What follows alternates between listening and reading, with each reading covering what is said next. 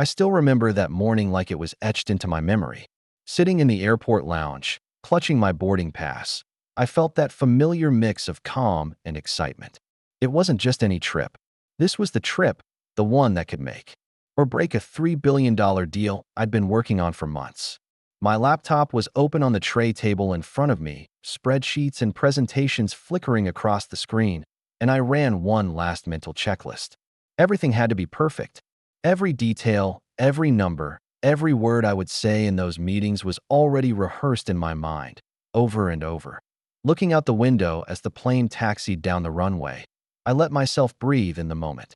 The city beneath me was shrinking, the horizon expanding, and in that small bubble of hum and vibration inside the plane, I felt unstoppable. I had worked for this. Countless nights of late coffee and fluorescent office lights, notes scribbled on scraps of paper, and endless calls with people half a world away. I could almost feel the energy of those late nights coursing through me, propelling me forward that I flashed back to one of those nights. The office quiet except for the hum of my computer and the ticking clock on the wall. I remember leaning back in my chair, rubbing my eyes, and thinking, this is it. This is the one that changes everything. There were moments of doubt. Sure, who isn't plagued by it when stakes this high are involved? But I always pushed past them, telling myself that every sacrifice, every extra hour, was just the cost of doing something extraordinary. The plane lifted into the sky, and with it, a weight of anticipation settled in my chest. Not anxiety, not fear, something sharper, a focused clarity. I imagined the meetings, the handshakes, the sense of triumph when we finally closed the deal. I pictured walking into the conference room, feeling the authority that only comes from preparation and experience. I was ready, and I knew it. And yet, as I watched the clouds blur past the window, there was this tiny, nagging voice in the back of my mind. Nothing specific, just a whisper that maybe, just maybe, things might not go exactly as planned. But I brushed it off immediately. I had my strategy. I had my contacts. I had the deal in my grasp. I was calm, confident, and hopeful. After all, this was my flight, my journey, my moment. I had earned it. I thought I was ready for anything. But the first few hours after takeoff started to feel off.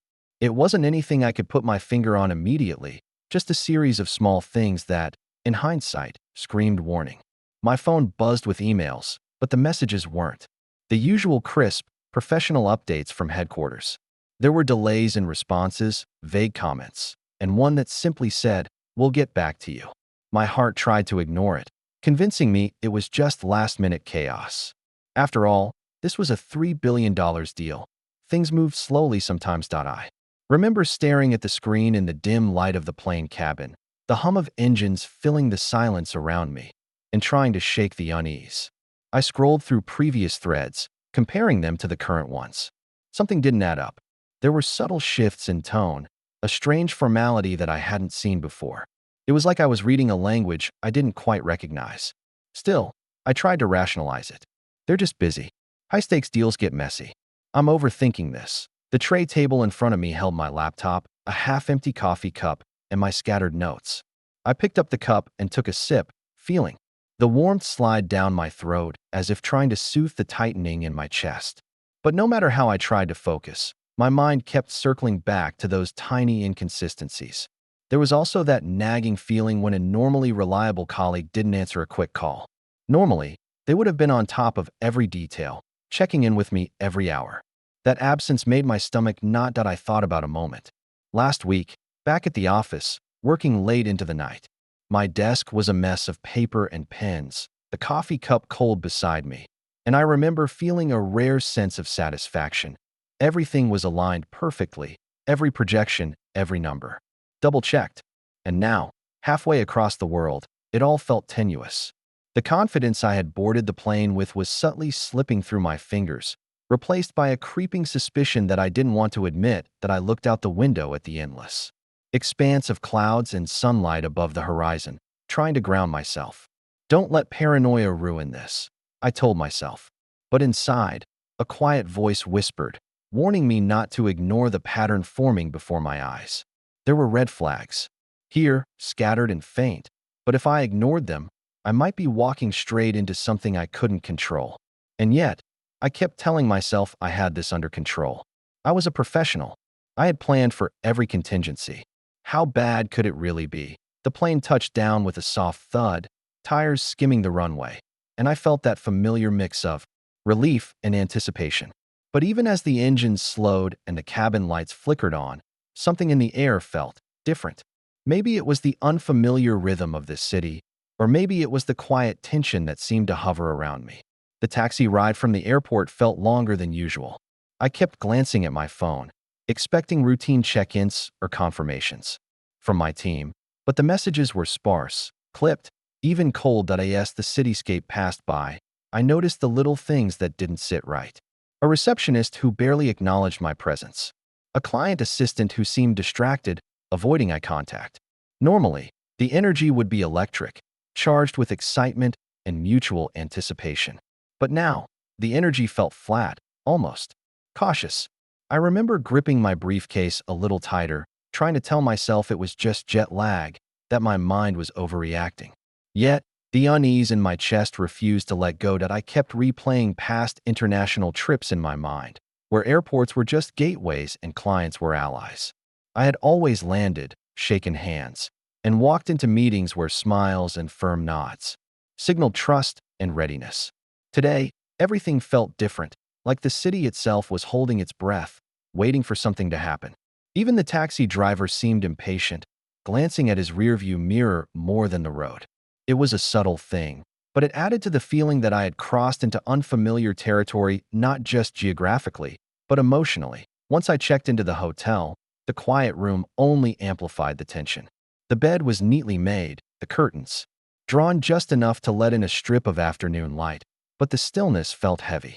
I sank into the chair by the desk, phone in hand, scrolling through emails again, looking for a familiar sign of reassurance. Nothing. Not a single word that could anchor me to the calm I had boarded the plane with.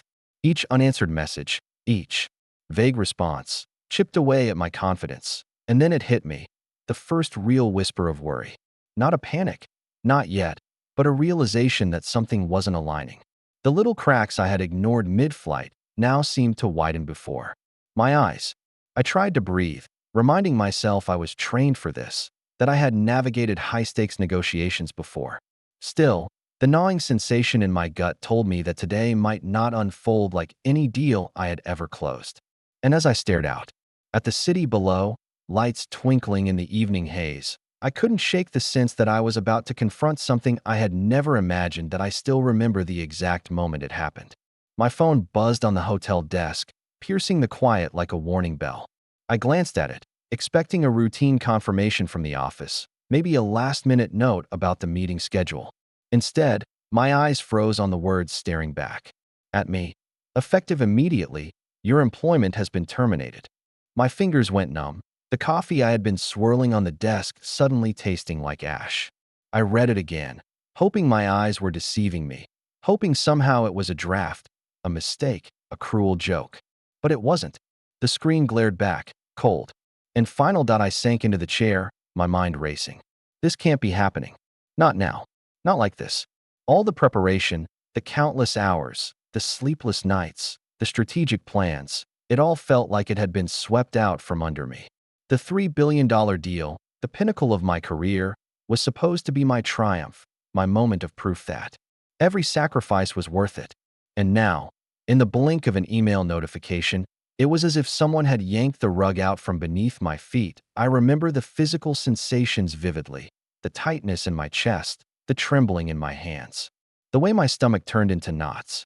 I kept staring at the phone, unwilling to accept the words, replaying the steps that had led me here. There has to be some explanation. There has to be.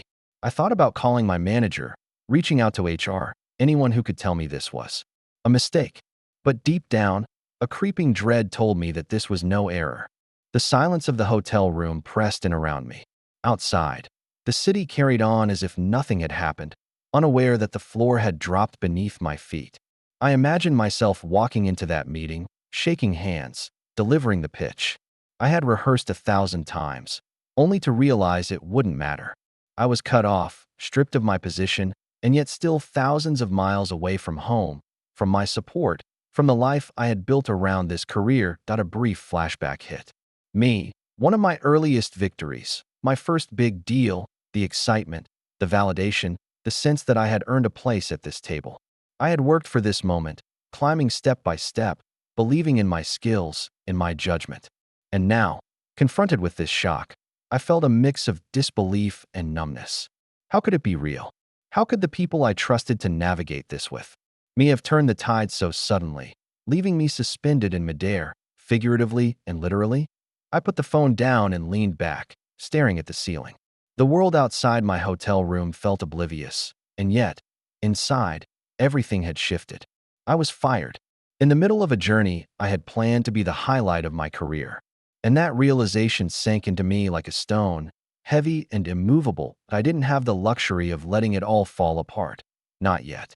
I reminded myself that, even if I had been fired, the deal still existed, and people on the other end didn't know the turmoil I was facing. I forced myself to sit up straight, straighten my tie, and open my laptop as if nothing had changed. The hum of the hotel air conditioning, the faint traffic outside, even the half-empty coffee cup on the desk, it all became part of a background I had to navigate while performing a delicate balancing act. Stay professional, stay composed, and pretend everything was fine. I dialed the first client's number, my hand shaking slightly despite my best efforts. I could hear the click of the line connecting, and for a moment, I felt like a child pretending not to notice the storm gathering behind the closed curtains. The voice on the other end was warm, familiar, but there was a subtle distance I hadn't noticed before. Every word I spoke was measured, careful, rehearsed. I reminded myself to keep my tone calm, authoritative, convincing. You're still the expert. You still know what you're doing. They don't need to know what's happening. Between calls, I scribbled notes on a pad, trying to focus on details, numbers, timelines, potential objections. The room felt smaller with each passing minute, the weight of the situation pressing down on me. I kept glancing at the phone, expecting a reply from HQ, a lifeline I knew wasn't coming. And yet, I refused to give up. Every email I sent, every follow-up I made, was a small defiance, a refusal to let chaos define me. Flashbacks to past negotiations flickered in my mind. The late nights spent preparing for pitches, the endless rehearsals in front of mirrors, the small victories that had built my reputation. Those memories were a lifeline, reminders that I had faced high-pressure situations before and emerged victorious. This was different, yes, unprecedented, but the core of who I was, the skill and determination that had carried me this far, was still intact. As the hours passed, I felt the tension in my chest tighten, the adrenaline battling with exhaustion. I paced the hotel room at times, ran a hand through my hair, whispered strategies aloud. I was exhausted, frustrated, and anxious, but I was still in control. Or at least, I told myself I was. Somewhere deep inside, I clung to the hope that I could turn this around, that I could salvage what I had worked so hard to build. For now, that was enough. I had to hold it together. At first, I thought it was a fluke, maybe a scheduling conflict, a delayed response, a misunderstanding. But then the calls started going unanswered. One by one, the clients I had spent months, years even, cultivating simply vanished. Emails bounced. Meetings were canceled with little explanation. My carefully built bridge of trust began crumbling beneath me, and there was nothing I could do to stop it. I stared at my phone in disbelief, watching the little red notification. Icons multiply like warnings I didn't want to acknowledge. The hotel room felt colder somehow, emptier. I could almost hear the echo of my own frustration bouncing off the walls as I made call after call. I replayed every interaction in my head, trying to find a clue, a hint that I had done something wrong, but nothing made sense. The familiar faces I had relied on, the partnerships I had nurtured, were suddenly distant, unreachable, like smoke slipping through my fingers. And with each client lost, the weight in my chest grew heavier, sharper, more tangible. Flashbacks hit with painful clarity. I remembered last-minute dinners with clients, laughter over shared jokes, the way a handshake felt firm and confident, a silent promise that we were aligned and unstoppable. And now those moments, once full of warmth and certainty, felt like memories from another life. I had poured myself into these relationships, fought for every detail, every connection, and it was as if it had all been an illusion that I tried to make sense of it, to rationalize, to find a path forward. But the harder I tried, the more the frustration consumed me. I could feel my anger simmering beneath the surface, a mix of disbelief and betrayal that made my hands shake. How could people I had trusted so completely turn their backs so quickly? How could everything I had built be slipping away before my eyes, miles away from the place I called home, alone in a foreign city? I leaned back in the chair by the window, staring at the city lights blurring into streaks of orange and white. I felt hollow, angry, and utterly powerless. My career, the deal I had believed was within my grasp, the relationships I had nurtured with everything I had, it all seemed to evaporate in real time. And yet, somewhere in that storm of emotion, a small voice whispered that I had to keep going, had to survive this. But for the first time in months, I couldn't find the confidence to believe it. I just sat there, numb, as one by one, everything I had worked for disappeared into the night. I remember collapsing onto the edge of the hotel bed, letting the weight of everything hit me all at once. The room felt smaller than ever, suffocating. In its silence, rain streaked the window, tapping against the glass like a slow, mocking heartbeat. I didn't move for a long time, just stared at the ceiling, tracing the cracks and shadows, letting my thoughts tumble in every direction.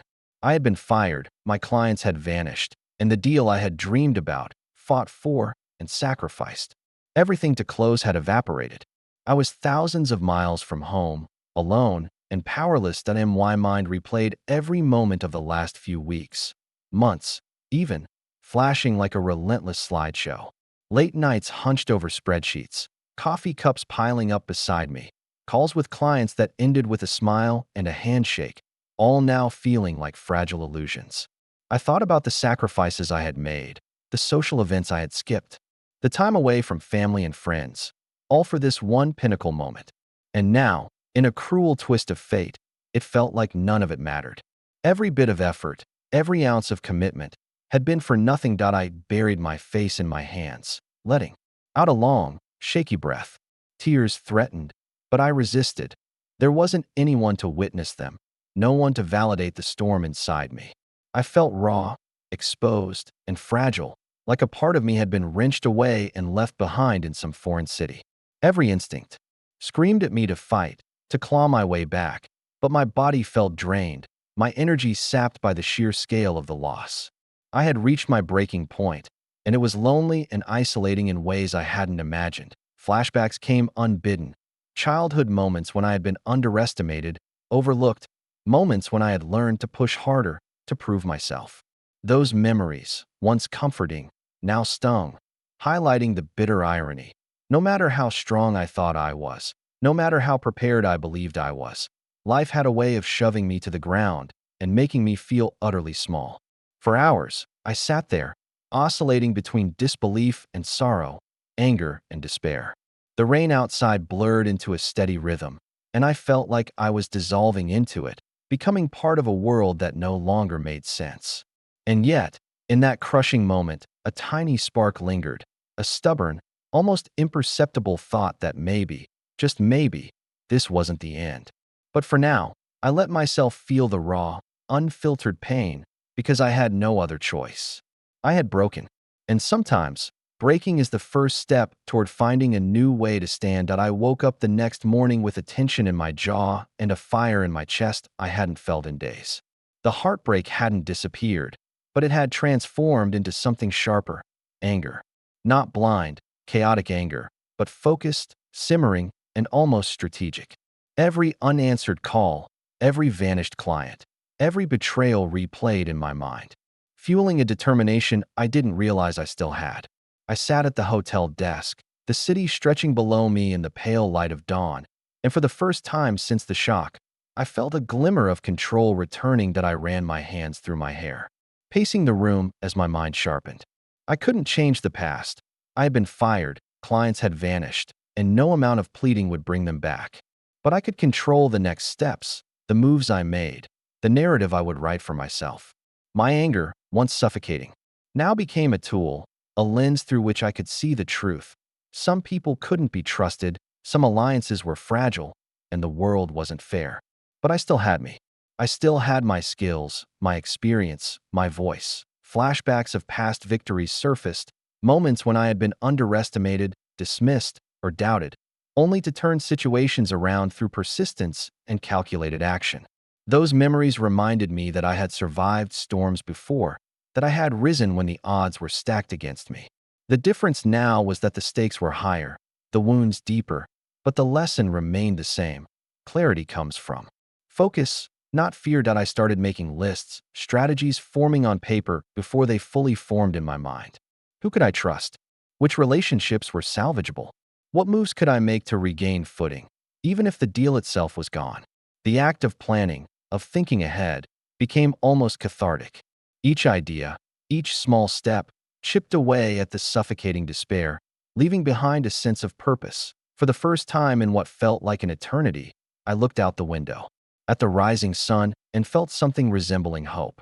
Not naive hope, but disciplined, intentional hope, the kind born from understanding that anger can be harnessed, that clarity often comes after the storm, and that even in loss, there is a path forward. I wasn't whole yet, not by a long shot, but I was no longer entirely broken.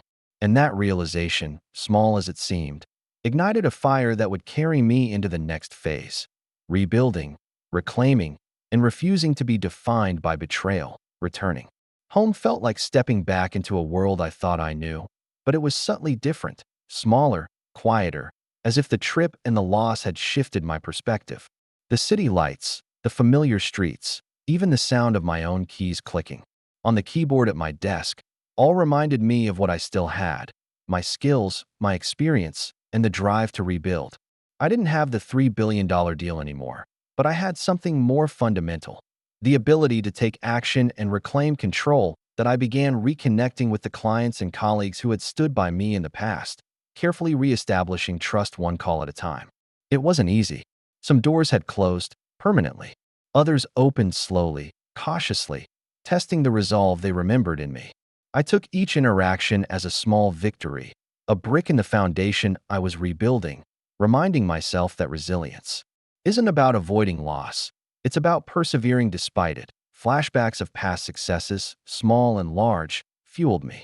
I remembered nights when I had turned potential failure into opportunity, when persistence and clarity had carried me through impossible situations. Those memories weren't just comfort, they were evidence, proof that I was capable of navigating uncertainty, of creating new paths when old ones crumbled. That I also began reorganizing my approach, taking lessons from the chaos I'd endured. I documented what went wrong, who I could truly rely on, and what strategies would protect me in the future. Each plan, each note, each email I sent was a declaration. I might have been knocked down, but I was far from finished. Slowly, the gnawing, anxiety, and lingering anger began to transform into focused energy, a drive to rebuild stronger and smarter than before. And as the days turned into weeks, I felt a renewed sense of purpose. The city outside my window no longer felt like a backdrop to loss, but a stage for new beginnings. I still carried the sting of betrayal, the memory of vanished clients, and the pain of a dream deferred.